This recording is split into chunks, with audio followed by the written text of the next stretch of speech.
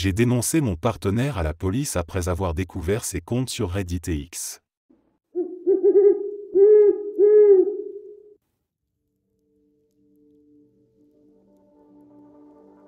Quand j'avais 15 ans, mon beau-père a voulu me donner une leçon sur la responsabilité de la façon la plus cruelle et manipulatrice possible. Il m'a fait croire que j'étais enceinte. Il avait découvert que j'avais eu des rapports avant le mariage. Alors, il m'a demandé d'uriner dans un gobelet et a prétendu faire un test de grossesse. Je ne l'ai pas vu faire quoi que ce soit, mais il est revenu et m'a dit que j'étais enceinte. Je l'ai cru sans hésiter. Pendant 5 mois j'ai vécu avec cette certitude. Mon corps a même commencé à réagir, j'ai pris du poids, j'ai eu des nausées, des fringales, et même ce que je croyais être des petits coups. J'ai pleuré la vie que je pensais perdre en devenant mère à mon âge, mais j'ai aussi appris à aimer ce bébé que je pensais porter. Tout le monde au lycée l'a su. Mon image en a pris un coup, comme on pouvait s'y attendre. Et quand le bébé ne s'est jamais matérialisé, c'est devenu pire.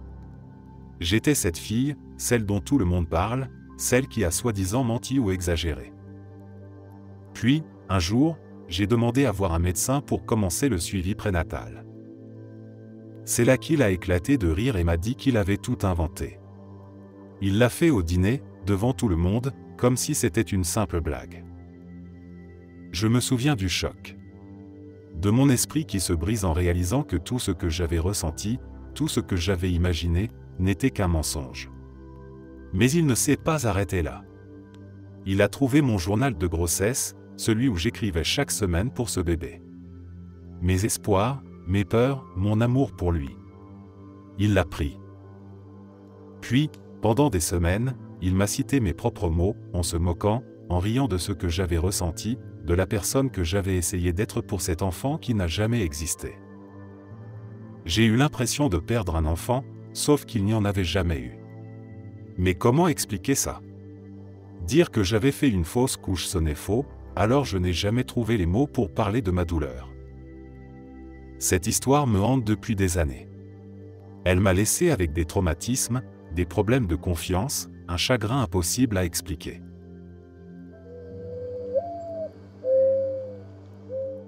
Je suis allé dans une épicerie fine vers minuit la nuit dernière pour manger un bout. En arrivant, je vois une très jeune fille, peut-être 21 ou 22 ans, complètement ivre. Elle n'arrive même pas à tenir debout. Puis, je remarque un type louche, un livreur d'une 50aine, voire 60aine d'années, qui lui murmure « Laisse-moi t'emmener quelque part pour que tu te sentes mieux ». Il insiste pour lui donner quelque chose qu'elle refuse, mais je suis trop loin pour voir ce que c'est. Quelques instants plus tard, il l'installe sur une chaise et essaie clairement de la convaincre de partir avec lui. J'appelle la police, qui me dit qu'elle arrivera rapidement. 10 minutes passent. Toujours personne. Je sors et là, je vois ce mec en train de la porter et de la traîner dans les rues de New York. Il l'embrasse de force alors qu'elle est complètement perdue. Elle ne sait même pas où elle est. J'appelle à nouveau la police, sans succès. Je décide de les suivre, et au moment où il arrive à son immeuble, j'interviens. Je lui demande s'il connaît cette fille. Il sursaute et recule. Elle, complètement ivre, s'accroche à moi pour un câlin. Pris de panique, il me sort d'abord qu'il est un flic, puis change d'histoire en disant que c'est sa sœur. Il glisse une main dans sa poche, comme s'il voulait me faire croire qu'il avait un badge ou une arme. Mais à ce stade, l'adrénaline prend le dessus, je refuse de me laisser intimider. Je demande à la fille si elle connaît ce mec ou si elle sait où elle est. Elle répond non et ajoute qu'ils allaient passer un « moment fun ». Je lui demande si c'est vraiment ce qu'elle veut. Elle me dit non, qu'elle veut juste rentrer chez elle. Je lui arrache alors ses affaires des mains du type et nous partons. Ce connard sort son téléphone pour nous filmer. Je suppose qu'il voulait inverser les rôles et faire croire que c'était moi qui lui faisais du mal. On entre dans une bodega plus loin pour se poser un moment. Elle est en larmes, complètement perdue, et me dit qu'elle veut appeler son chien pour qu'il vienne la chercher. C'est à ce point-là qu'elle était ivre. Le propriétaire de la bodega intervient pour l'aider à se calmer. Peu à peu, une petite foule se rassemble, personne ne comprenant ce qui se passe. Puis, un passant intervient et nous avertit, le mec est encore dehors, en train d'attendre. Et il ne tarde pas à entrer, comme si de rien n'était, comme s'il la connaissait. Finalement, la police arrive après 20 à 30 minutes. Ils l'interrogent, et bien sûr, ils s'en mêlent dans ses mensonges. Ils finissent par le virer et lui ordonnent de rester loin d'elle. Puis, il utilise son téléphone pour lui commander un Uber et la renvoyer chez elle. Honnêtement, je suis secoué. On est en 2025, et je n'arrive pas à croire qu'il aurait réellement agressé cette fille si je n'étais pas intervenu. Mais ce qui me dérange le plus, c'est la réaction des flics. Après tout ça, ils me disent que ce n'est pas si grave parce que des gens bourrés, il y en a tout le temps dans la ville. Non. Ce n'était pas juste une fille ivre. C'était une tentative de viol, flagrante. Je ne peux pas m'empêcher de penser que j'ai merdé quelque part. Ce mec a des images de moi, et moi, je n'ai rien sur lui. Je ne sais pas, je suppose que j'ai juste besoin de vider mon sac. Je ne devrais pas être autant affecté, mais je ne pense qu'à ça depuis. C'est tellement tordu.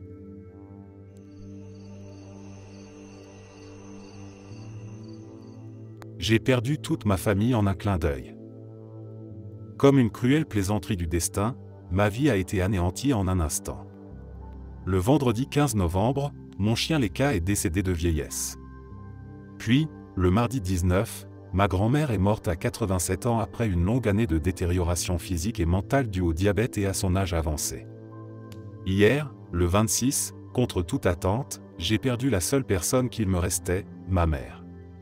Elle n'a pas supporté la disparition de ma grand-mère et a succombé à une crise cardiaque soudaine. Ma maison, autrefois remplie de conversations, de rires et d'aboiements, est maintenant vide. Je ressens de la peur et une immense solitude, encore incapable de vraiment assimiler tout ce qui s'est passé. Je sais ce que je dois faire à partir de maintenant, cette épreuve ne m'empêchera pas d'avancer, mais je sais aussi que plus rien ne sera jamais comme avant. J'ai énormément de choses à régler et de grands changements à affronter. Je vais probablement devoir quitter cet endroit et trouver un autre lieu où vivre. Il se peut même que je doive mettre certains de mes projets, comme mes études, en suspens pour l'instant, mais je suis déterminé à continuer d'aller de l'avant. Heureusement, j'ai eu 18 ans il y a quelques mois, et je me sens prêt à relever ces défis. Même si une immense partie de ma vie est brisée, je sais qu'il me reste encore un long chemin à parcourir.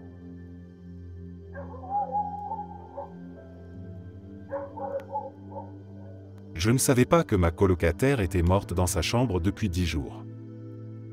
Cela s'est passé il y a presque 2 ans. J'étais à l'étranger pendant une semaine et, en rentrant, j'ai immédiatement remarqué une odeur inhabituelle.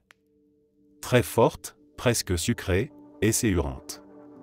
Je ne sais pas ce que j'avais imaginé, mais certainement pas que cela venait du corps en décomposition de ma colocataire. Les jours passaient, et l'odeur devenait insoutenable. Son chat miaulait sans relâche derrière sa porte fermée à clé. J'ai d'abord appelé la protection animale, puis mes autres colocataires m'ont raconté une violente dispute qu'ils avaient eue avec elle pendant mon absence.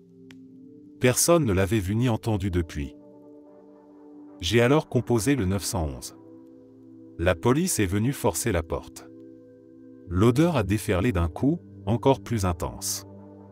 J'ai entendu les officiers confirmer ce que je redoutais déjà, elle était morte depuis au moins une semaine, peut-être plus. Sa dernière interaction avec quelqu'un remontait à 10 jours, lorsqu'elle avait laissé une plante et un mot d'excuse devant la porte d'un autre colocataire. Elle était morte dans sa chambre, fenêtre fermée, au début de l'été.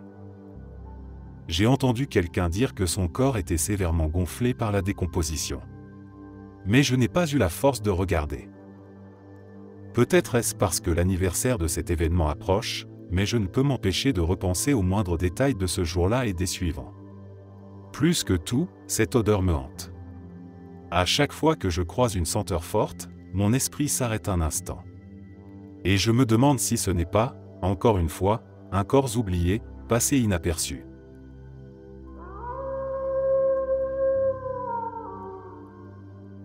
Je suis embarrassé. J'ai honte. Ma sœur a abandonné sa fille ce week-end. Ma sœur et ma nièce vivent chez ma mère. Pour donner un peu de contexte, ma sœur est dans la trentaine et a un léger trouble d'apprentissage. À cause de cela, elle a toujours été difficile à gérer, sortir avec des perdants, s'attirer des ennuis. Et voilà qu'elle est tombée enceinte d'un homme qu'elle venait à peine de rencontrer en décembre dernier. Aujourd'hui, elle a fait ses valises, a dit au revoir à sa fille de 13 ans et est partie vivre avec son nouveau copain, qu'elle ne connaît que depuis quelques mois. Maintenant, toute la responsabilité repose sur notre famille pour s'occuper de sa fille, sinon elle finirait en famille d'accueil. Tout cela est arrivé de manière soudaine, sans qu'elle n'ait jamais exprimé le désir d'avoir un autre enfant. Le père de ma nièce n'a jamais été présent dans sa vie, donc ses deux parents sont lamentables. Je te déteste pour ce que tu lui as fait. Je déteste toutes les décisions stupides que tu prends. Je déteste la façon dont tu te fais passer pour une victime. Mais surtout, je te déteste pour avoir abandonné ta fille de 13 ans.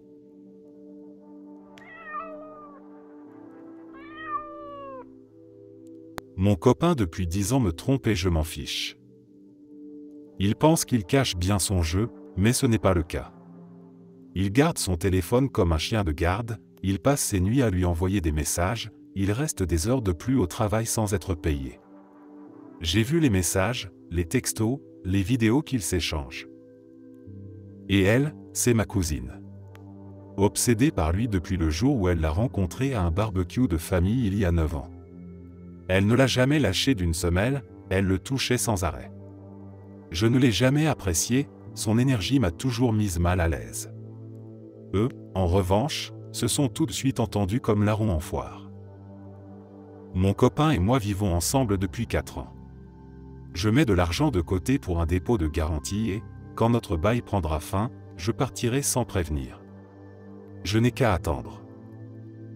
Aujourd'hui, un colis est arrivé chez nous à son nom. J'étais seul à la maison, alors je l'ai ouvert. Un sextoy connecté à utiliser à distance via Bluetooth. Mon copain et moi sommes tous les deux des hommes, donc nous n'avons pas l'anatomie nécessaire pour ce genre d'objet. J'ai tout remis en place comme si je n'avais rien vu et je n'ai rien dit. Quand il est rentré, il m'a raconté que c'était un accessoire de téléphone pour le copain de ma cousine, un cadeau. Elle l'avait fait livrer ici pour que son copain ne tombe pas dessus.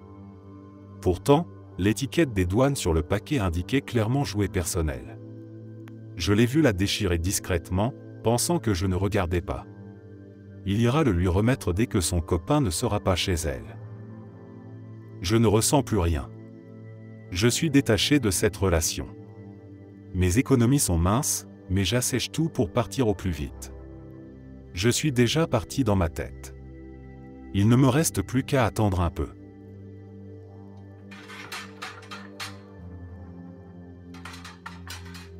Je sais que ça peut sembler stupide, mais j'ai vraiment besoin d'en parler une bonne fois pour toutes.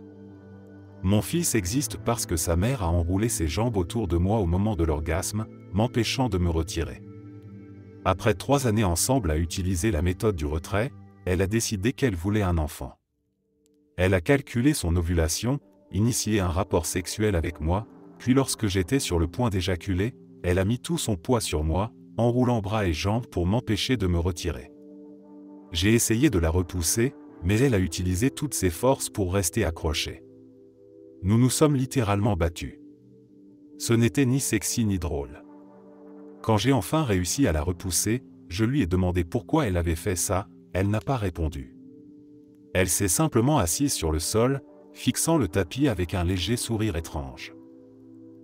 J'ai immédiatement acheté une pilule du lendemain mais elle a refusé de la prendre, affirmant qu'elle ne voulait pas empoisonner son corps et qu'elle savait qu'elle n'était pas enceinte. Quelques semaines plus tard, elle m'a montré un test de grossesse positif. Je lui ai proposé d'avorter, elle a refusé au nom de Dieu.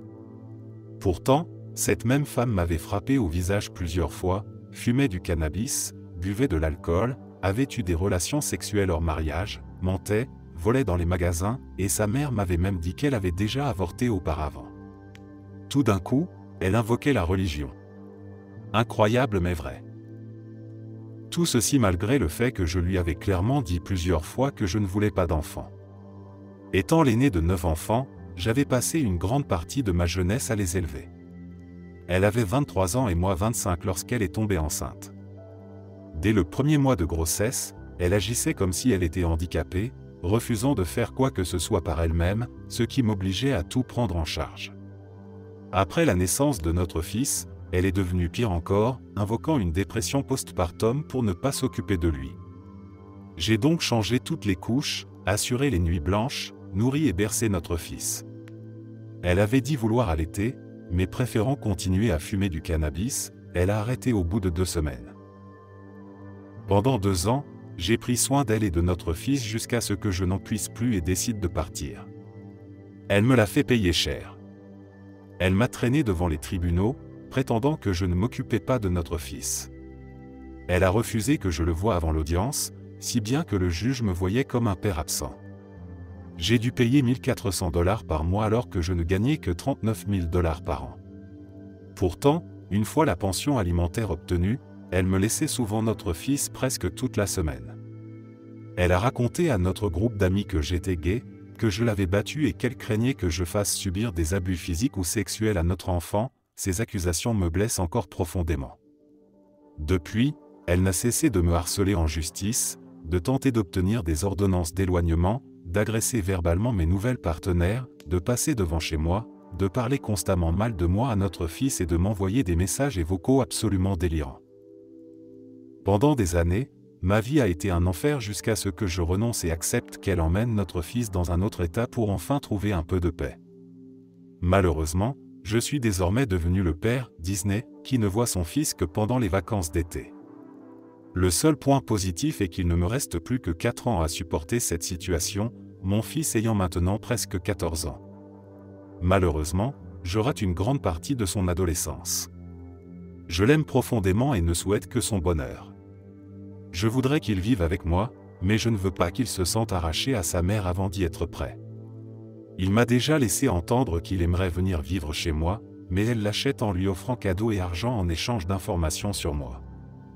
Hélas, il m'a confié qu'elle se mettait très en colère s'il refusait de répondre ou disait ignorer ce qu'elle voulait savoir. Je savais qu'elle avait des problèmes de gestion de la colère, mais je croyais naïvement qu'elle changerait avec le temps et l'amour. J'étais jeune et stupide de penser cela. Je me trompais lourdement. En tout cas, ça fait un bien fou de pouvoir enfin raconter tout ça. J'ai tenu la promesse que j'ai faite à ma mère il y a 20 ans. Ma mère ne m'a jamais aidé à payer mes études ni mes dépenses. Dès ma dernière année de lycée, j'ai travaillé 2 emplois pour payer mes frais de scolarité. Comme si ce n'était pas déjà assez difficile, elle a commencé à me demander de l'aider à payer le loyer. Mon erreur a été d'être honorable en l'aidant, alors que mes frères et sœurs ne le faisaient pas, ou alors ils ne travaillaient même pas ou n'allaient pas à l'école. Je savais que je subventionnais leur train de vie. Lors de ma 3e année de fac, j'avais besoin de me faire enlever mes dents de sagesse, et ma mère ne m'avait jamais donné ma carte d'assurance. Ma mâchoire me faisait horriblement mal. Elle esquivait le sujet chaque fois que je lui demandais.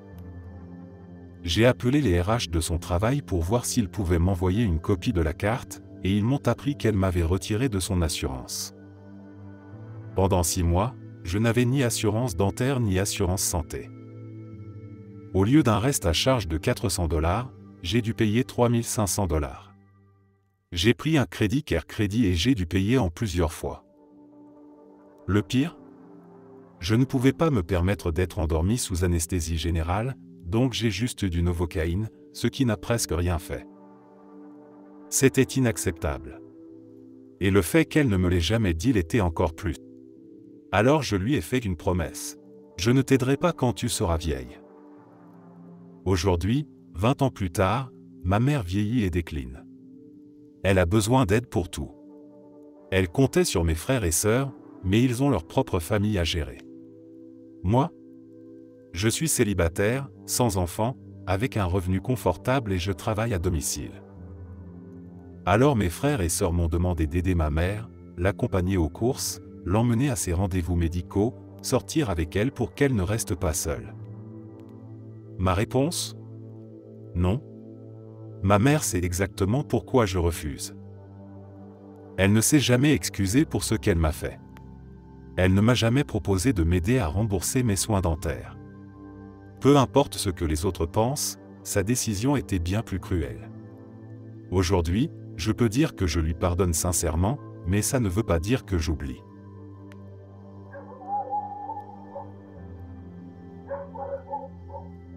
J'ai accidentellement illuminé la journée d'un vieux monsieur chez Starbucks, et maintenant je suis bizarrement ému. Vendredi matin dernier, j'étais en mode pilote automatique, à moitié mort, juste en quête de caféine pour pouvoir fonctionner. En attendant ma commande, j'ai remarqué un homme âgé au comptoir en libre-service, complètement perdu. Il tenait un de ses gobelets réutilisables et fixait le lait d'avoine comme s'il lui avait personnellement fait du tort. J'ai hésité une seconde, parce que, tu sais, l'anxiété sociale, puis j'ai fini par lui demander, besoin d'un coup de main. Il avait l'air tellement soulagé et m'a avoué qu'il n'avait aucune idée de comment fonctionnait tout ce système de lait et de sirop. Apparemment, c'est sa femme qui lui préparait son café chaque matin avant de décéder, et maintenant, il essaie de retrouver le même goût, mais il n'y arrive jamais. Rien que ça m'a mis un coup au cœur. Alors, je l'ai guidé, 2 pompes de vanille, un peu de lait d'avoine et on mélange. Il m'a précisé qu'elle remuait toujours 3 fois, et ça m'a achevé. Il a pris une gorgée, a souri et a lâché, « Tu viens de me faire économiser 4 $.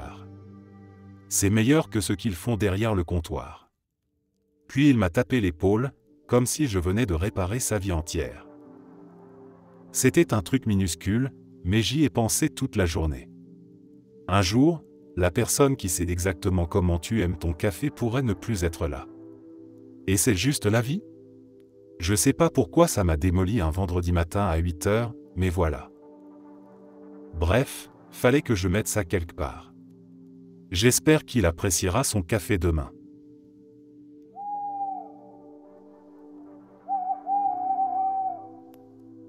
J'ai surpris mon fiancé en train de coucher avec ma sœur alors que je suis enceinte, et demain, je vais tout révéler lors de notre réunion de famille.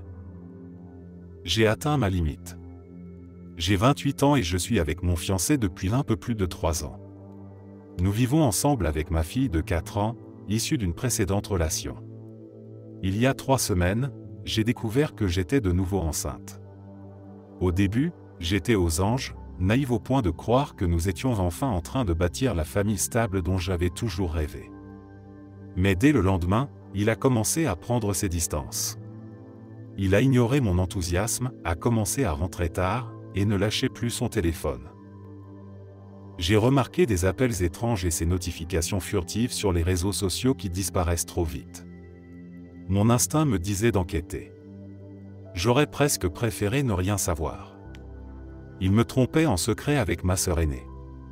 Celle-là même que j'ai toujours tolérée malgré le chaos qu'elle traîne partout avec elle. Elle faisait semblant d'être la grande sœur bienveillante devant les autres, mais dans mon dos, elle ne ratait pas une occasion de me critiquer. Jamais je n'aurais imaginé qu'elle irait jusqu'à s'immiscer aussi profondément dans ma vie. Lire leurs messages et les voir se moquer de moi parce que je ne me rendais compte de rien a été un véritable coup de poignard.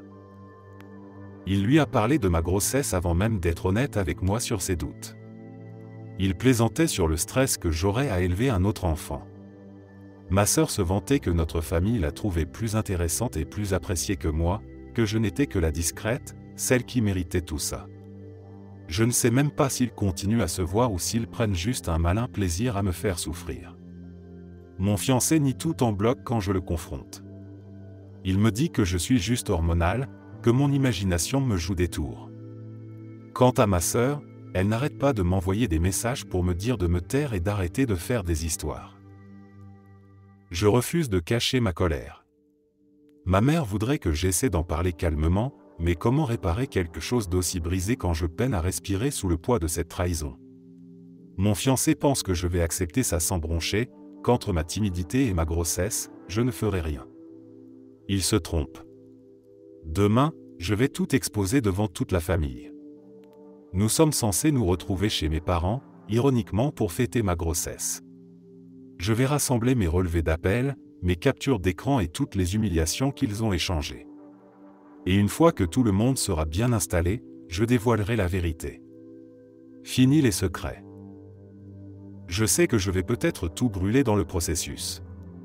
Que je risque de perdre toute possibilité d'une coparentalité pacifique. Mais je ne vois pas d'autre moyen de préserver ma dignité.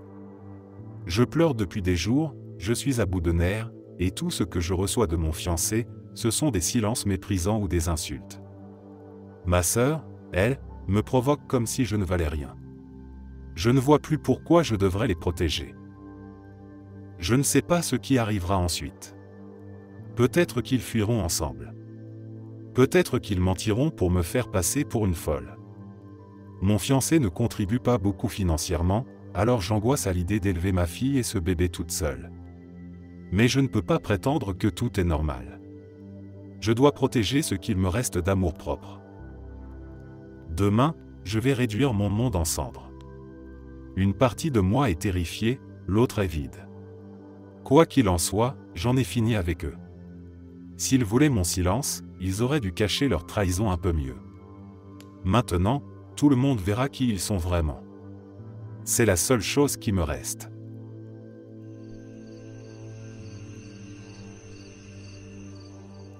Ma femme est décédée autour de Noël. Ce n'était ni naturel ni accidentel. Elle a perdu son combat contre la dépression, et depuis, la vie est difficile pour nous. Mais nous faisons de notre mieux pour tenir bon. J'essaie d'être fort pour ma fille. Elle n'a que 10 ans, et perdre sa mère, en pleine période des fêtes, a été un choc immense pour elle. Son anniversaire approche, c'est ce week-end. Hier soir, pendant le dîner, nous discutions simplement quand je lui ai demandé ce qu'elle voulait faire pour son jour spécial. D'habitude, elle attend toujours son anniversaire avec impatience, comme n'importe quel enfant de son âge, et adore choisir ce qu'elle veut faire. Cette fois-ci, j'espérais secrètement qu'elle demande quelque chose d'abordable, comme aller manger au McDo ou un petit plaisir simple. Mais sa réponse m'a bouleversé. Elle m'a regardé et m'a dit que la seule chose qu'elle voulait pour son anniversaire, c'était voir sa maman, juste une dernière fois. Puis elle a fondu en larmes. Mon cœur s'est brisé sur le moment. Je n'ai pu que la prendre dans mes bras, la serrer fort et la réconforter, tout en luttant moi-même contre mes propres larmes. Je sais que, avec le temps, les choses s'apaiseront. Nous parlons souvent de ses sentiments, et elle a aussi quelqu'un à l'école à qui elle peut se confier. Mais ce moment, il restera gravé en moi pour toujours.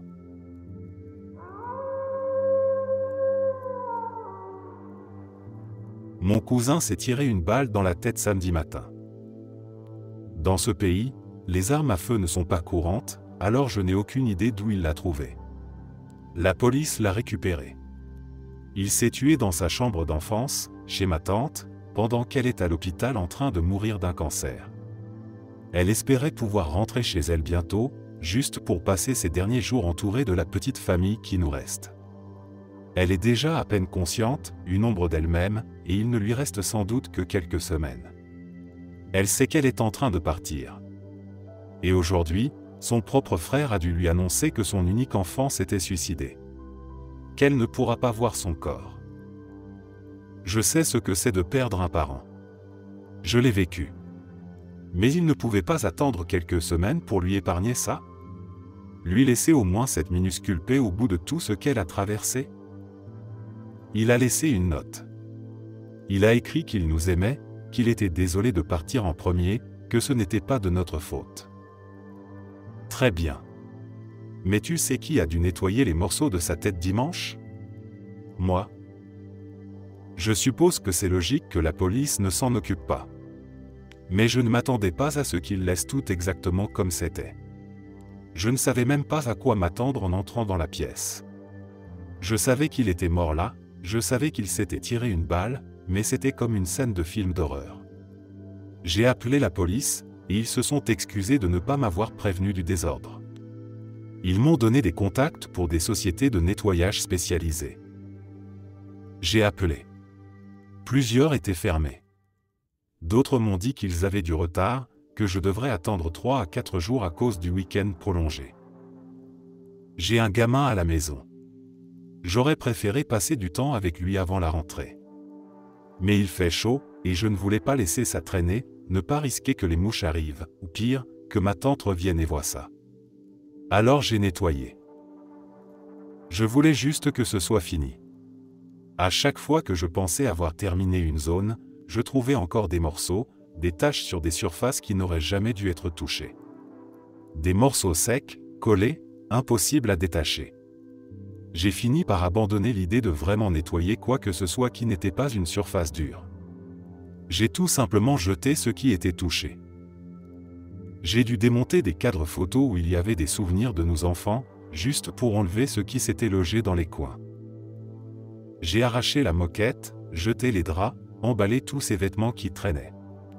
À chaque fois que je sentais quelque chose sous mes gants trop fins, un frisson de dégoût me parcourait. J'ai 20 ans. Je l'aimais.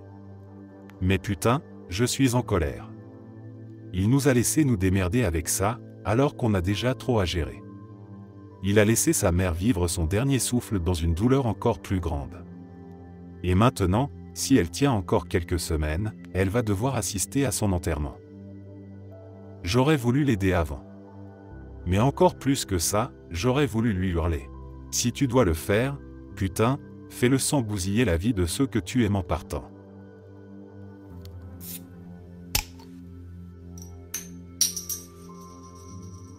Ma mère a tué ma sœur. Cela s'est passé il y a un peu plus de 5 ans.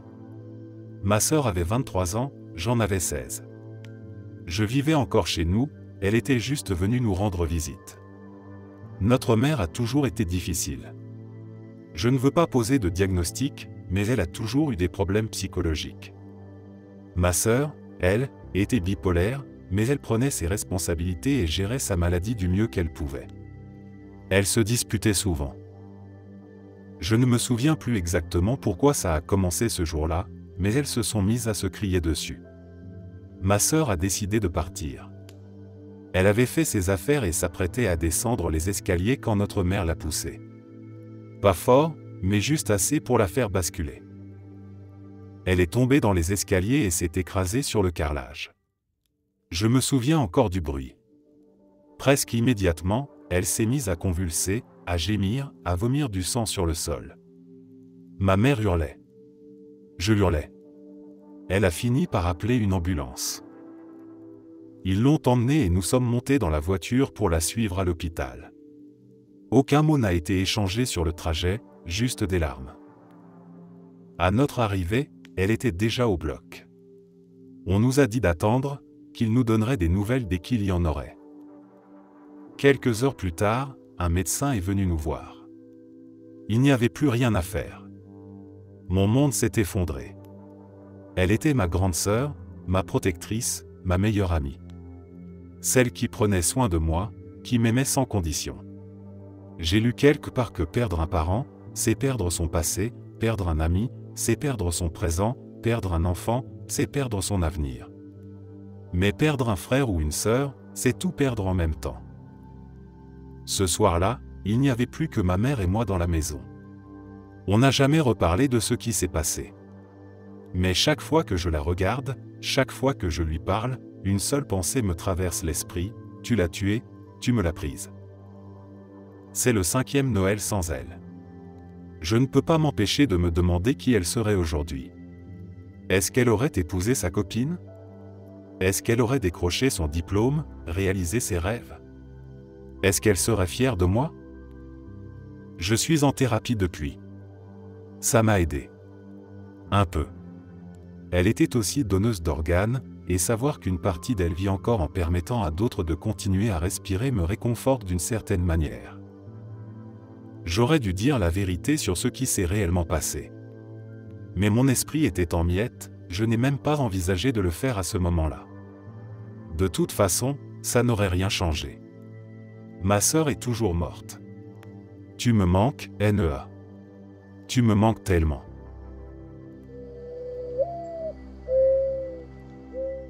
J'ai couché avec la mère d'une escorte que je voyais régulièrement après qu'elle ait fait une overdose et soit décédée. Je voyais cette fille assez souvent, elle avait un style particulier, tatouée, pâle, mince, avec un corps parfait de danseuse. On s'est fréquenté pendant des mois, et j'ai fini par bien la connaître. Un jour, après un mois sans nouvelles, j'ai appris qu'elle était morte.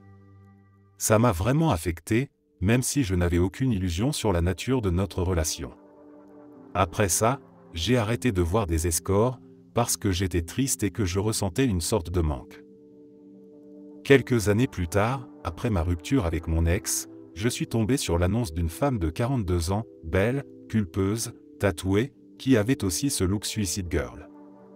J'ai appelé, et on a passé un moment incroyable. Elle voulait que je reste après notre temps imparti, et on a continué. À un moment, elle m'a pris le visage et m'a dit « Putain, d'où tu sors, toi ?» En discutant après, elle m'a parlé de sa fille décédée et tout a commencé à coïncider. J'ai compris, mais je n'ai rien dit. On a continué à se voir, encore et encore, comme avant.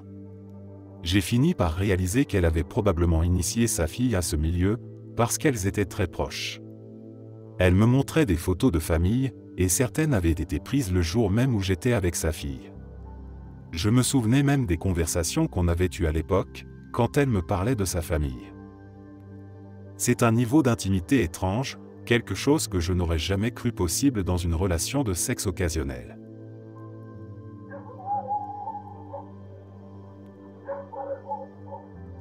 Je me suis enfin douché pour la première fois en 2 mois, et maintenant, je pleure.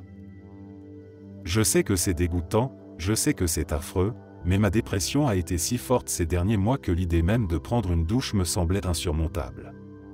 C'était trop. Alors, au lieu de ça, je me nettoyais vite fait avec des lingettes et de l'alcool tous les jours. Je gardais mes cheveux attachés en chignon parce qu'ils étaient tellement emmêlés que je ne pouvais même plus les brosser, pas que j'aurais voulu, de toute façon, c'était juste un amas huileux et incoiffable. Mais aujourd'hui, je l'ai fait. J'ai nettoyé toute la journée. Mon colocataire est parti récemment, et comme j'en attends un nouveau, j'ai voulu tout remettre en ordre.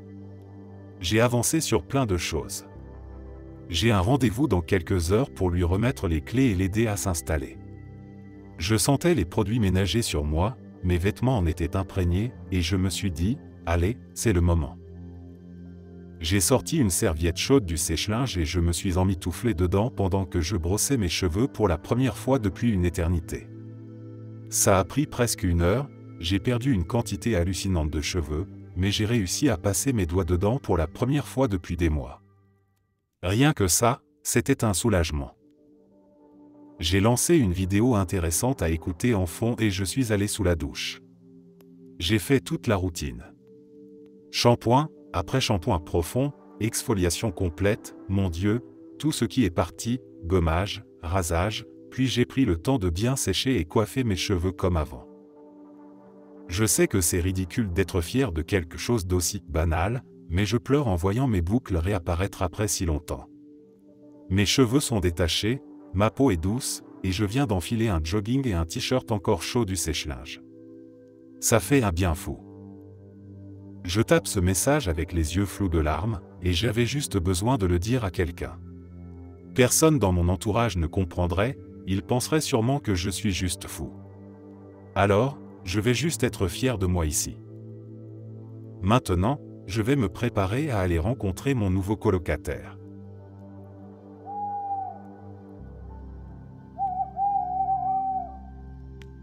J'ai récemment emménagé dans un petit appartement avec une connaissance d'un ami. Je ne savais rien d'elle avant d'emménager. Je l'avais seulement vue de temps en temps avec notre ami commun, qui est aussi mon autre colocataire. Pour parler un peu de moi, je n'aime vraiment pas les chiens. J'ai donc été déçu en découvrant que l'un de mes colocataires en avait un. Elle a une ambiance un peu mystique, et son chien est un grand bâtard. Il y avait des signes avant-coureurs. Le plus flagrant au départ était son attachement excessif à son chien, notamment quand elle embrassait sa langue lorsqu'il la léchait. Elle n'avait pas de partenaire, mais faisait parfois des remarques à connotation sexuelle en notre présence. Le plus gros drapeau rouge a été le drapeau dans sa chambre, que j'ai ensuite découvert être un drapeau de la fierté zoophile. Honnêtement, il m'a fallu plus de temps que d'autres pour remarquer tout cela.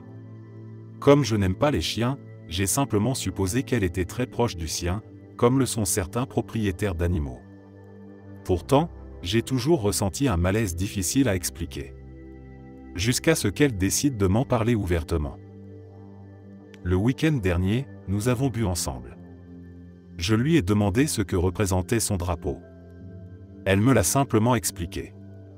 Elle m'a parlé de la fierté zoophile, expliquant qu'ils sont incompris, qu'ils ne victimisent pas les animaux mais les considèrent comme des égaux et des partenaires. Elle m'a montré des serveurs Discord et les moyens qu'elle utilise pour rester en contact avec sa communauté. Ce qui m'a le plus frappé, c'est la façon dont elle en parlait sans aucune gêne. Je ne sais pas pourquoi, mais je pensais qu'elle éprouverait un minimum de honte. Je ne sais pas quoi faire. Notre autre colocataire était déjà au courant depuis le début. J'aimerais la signaler, mais j'ai peur qu'il découvre que c'est moi et que je me retrouve sans logement. Je me sens mal pour ce qu'elle fait à ce chien. J'aimerais agir, mais je me sens impuissant.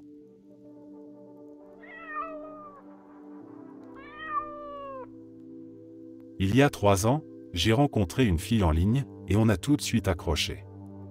On s'envoyait des messages tous les jours, on flirtait sans retenue, et honnêtement, c'était l'une des meilleures connexions que j'ai jamais eues. On ne s'est jamais appelé en visio, donc aucun de nous ne savait à quoi ressemblait l'autre. On est tous les deux introvertis, alors l'idée de FaceTime ne nous a même pas traversé l'esprit.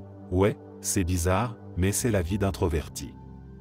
Malgré ça, on a développé un crush l'un pour l'autre, mais on a décidé de rester des amis qui flirtent et qui, parfois, se lancent dans des roleplays sexy, parce qu'aucun de nous n'est fait pour une relation, et encore moins une relation à distance. Alors on a continué à se parler et à jouer ensemble.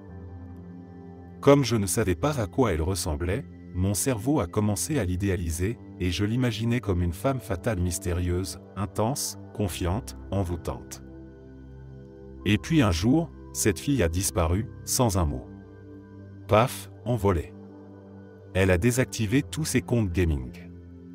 Comme elle était souvent déprimée, mon esprit s'est emballé et a imaginé le pire. J'étais super inquiet. J'ai passé des heures à la chercher partout, mais je ne connaissais que son prénom et son pays, donc ça n'a rien donné. J'ai fini par abandonner mes recherches, mais elle est restée en arrière-plan dans mon esprit, me hantant à cause de la façon dont elle avait disparu et du fait que je n'avais aucune idée de ce qui lui était arrivé. Pendant 2 ans, je n'ai pas cessé de penser à elle, à rejouer nos dernières conversations en boucle, à chercher des indices mais rien. C'était frustrant. Comme un mystère que je devais absolument résoudre. Un jour, j'en ai eu marre. Il me fallait des réponses, quitte à me transformer moi-même en agent du FBI. Je crois en la manifestation et à la loi de l'attraction, alors j'ai passé une nuit entière à visualiser le moment où je retrouverais ces réseaux sociaux personnels. Et ça a marché. Le lendemain, je suis passé en mode détective. Tout ce que j'avais, c'était son prénom et son pays, mais avec ces infos, j'ai réussi à retrouver son vrai nom complet. Je ne sais pas si c'était la loi de l'attraction qui faisait l'effet ou de la sorcellerie, mais bref.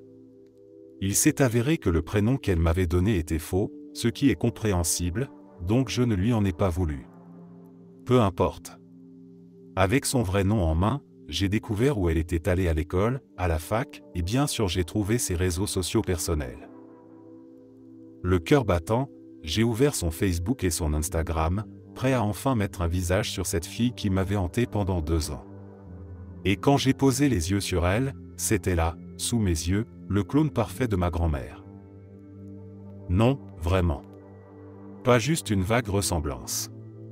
Un copier-coller, une duplication génétique parfaite. J'avais passé des années à traquer cette femme mystérieuse, et mon cerveau a juste bugué. Attends une seconde, mais c'est mamie. J'étais amoureux de ma grand-mère pendant des années.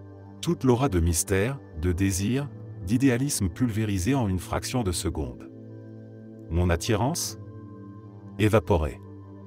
Le plus gros turn-off de ma vie. Tous les trucs sexy qu'elle m'avait dit ? Plus sexy du tout. Impossible de nous imaginer ensemble désormais.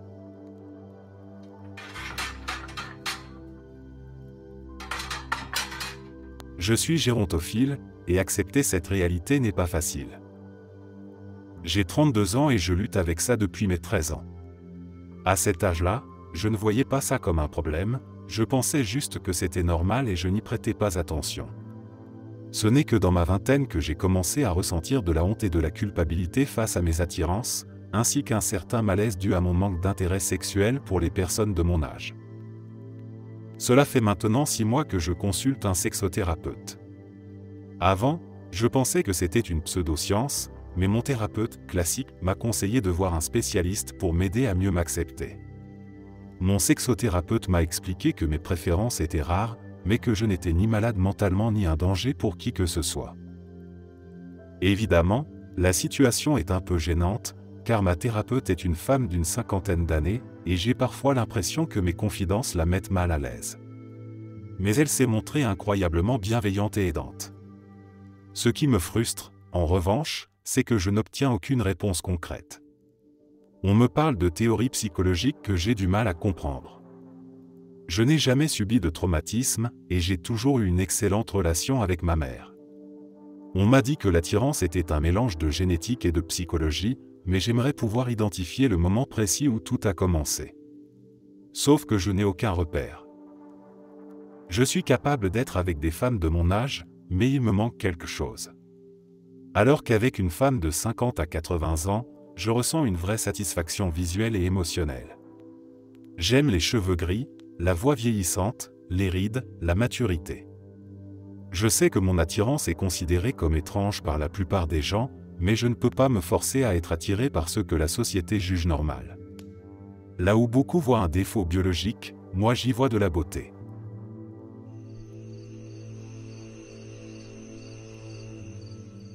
Quand j'avais 12 ou 13 ans, des choses étranges se passaient chez moi. Nous étions pauvres, et ma mère était une mère célibataire, mon père était parti. On vivait dans un petit appartement en Europe. Il n'y avait que ma mère, mon grand frère et moi. Je dormais dans la même chambre que ma mère. Mon frère, lui, avait sa propre petite chambre, un peu plus loin dans le couloir. C'est là que les choses ont commencé à devenir étranges. Parfois, je me réveillais vers 2 ou 3 heures du matin et je réalisais que ma mère n'était plus dans son lit. Je sortais alors de la chambre pour la chercher et, en passant devant la porte de mon frère, j'entendais des bruits étranges, une respiration lourde, le lit qui bougeait, des murmures à peine audibles. Je ne les ai jamais vus ensemble, mais à ce moment-là, j'étais convaincu qu'ils étaient en train de coucher ensemble. Je le savais parce que je restais parfois derrière la porte, à écouter. À part ça, ma mère emmenait aussi souvent mon frère en voiture quelque part, et encore aujourd'hui, je n'ai jamais compris où ils allaient. Mais maintenant, avec du recul, je suis presque certain qu'il s'agissait d'un endroit sûr où ils pouvaient faire ce qu'ils avaient à faire.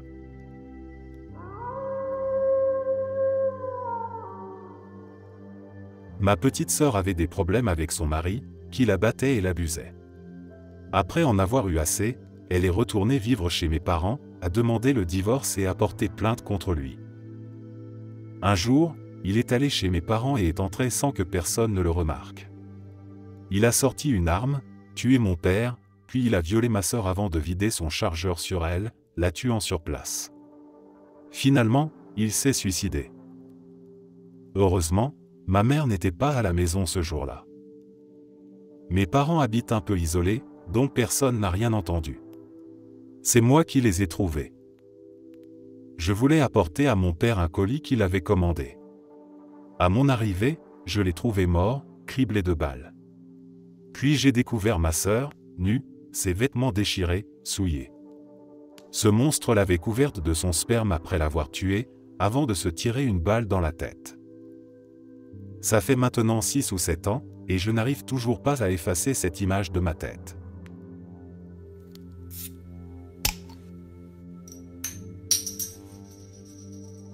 Ma femme a 27 ans. J'en ai 31. Nous n'avons pas d'enfants.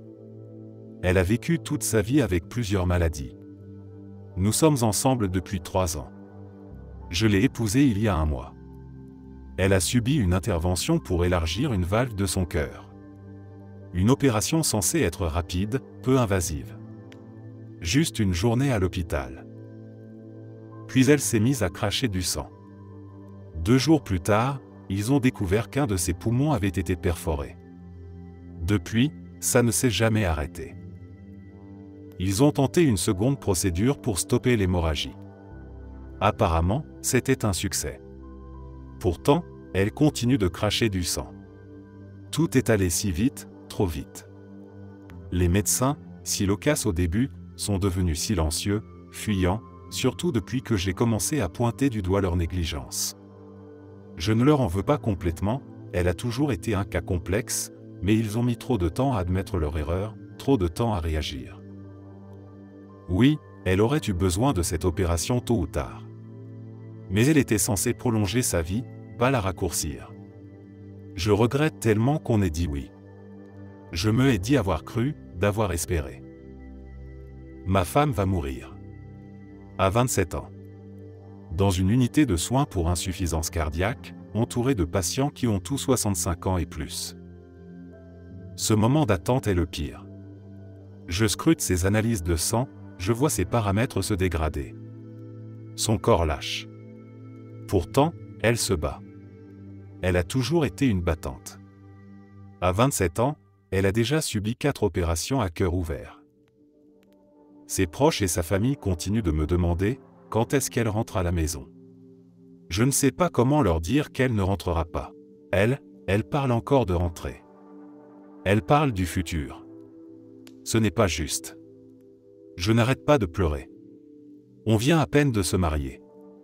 On avait fait des projets pour l'année. Et maintenant, on me l'arrache. Je suis terrifié par le vide qui m'attend, par l'obscurité qui approche. Elle est tout pour moi. Ma meilleure amie. Je n'ai jamais rencontré une femme comme elle, et je sais que je n'en rencontrerai jamais d'autre.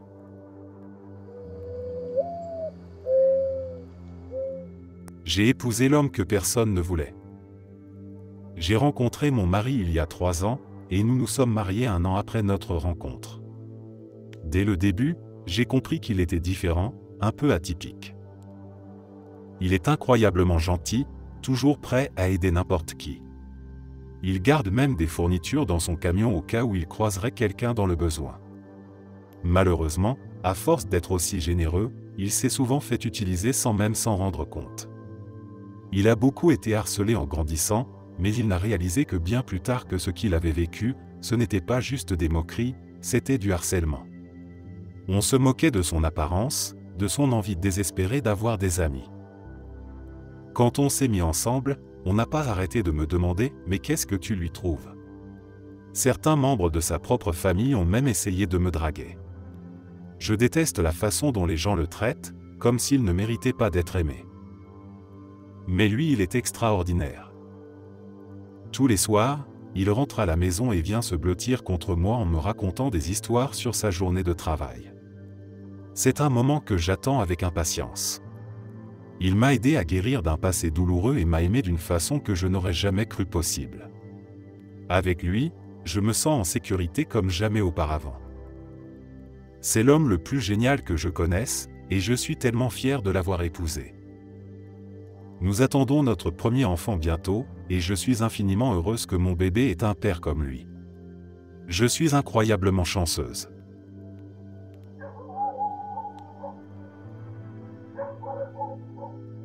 Je suis fatigué d'être célèbre, et ce n'est plus ce que je veux. J'espère que ça ne va pas se retourner contre moi. J'ai pris du recul ces derniers temps, mais ça fait plus de 10 ans que je suis là-dedans. Les tournées, les albums, tout ça, c'est épuisant, et je ne sais pas si je suis prêt à replonger. J'aime toujours faire de la musique, mais avant, j'adorais aussi monter sur scène, rencontrer les fans. Maintenant, j'ai l'impression d'être piégé. Je sais que beaucoup rêveraient d'être à ma place, mais moi, je suis juste à bout. J'aimerais pouvoir marcher dans la rue sans avoir l'impression que tout le monde m'observe. Aller faire mes courses sans devoir cacher mon visage sous une capuche et des lunettes de soleil, juste pour éviter d'être repéré. Cette pression constante d'être parfait, toujours prêt, toujours en représentation, c'est épuisant. Ne vous méprenez pas, je suis incroyablement reconnaissant pour tout ce que j'ai, mais le prix à payer est lourd. Avoir une vraie conversation avec quelqu'un en dehors de l'industrie semble impossible. Soit il cherche de la reconnaissance, soit un moyen de se rapprocher du milieu. C'est dur de savoir qui est sincère, et c'est un sentiment terriblement solitaire. Ces derniers temps, je me demande à quoi aurait ressemblé ma vie si je n'avais jamais été célèbre. Est-ce que je serais plus heureux? Plus ancré dans la réalité? Je suppose que je ne le saurai jamais, mais cette pensée ne me quitte plus.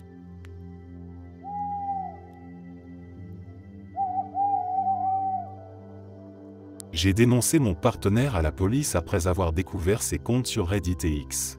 Sur d'autres plateformes, il utilisait des comptes inquiétants, tous liés au consentement à l'inceste. Mais en creusant, j'ai découvert bien pire. Il échangeait du contenu pédopornographique contre de l'argent et incitait d'autres personnes à commettre des actes impensables sur des enfants. Je connais cet homme depuis mes 16 ans. Nous en avons 50 aujourd'hui.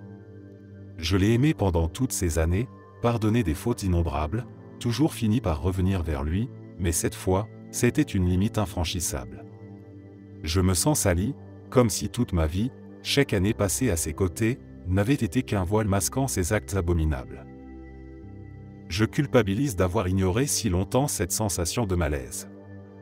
Une partie de moi savait que quelque chose n'allait pas, mais j'ai choisi de détourner le regard plutôt que d'admettre l'ampleur du problème.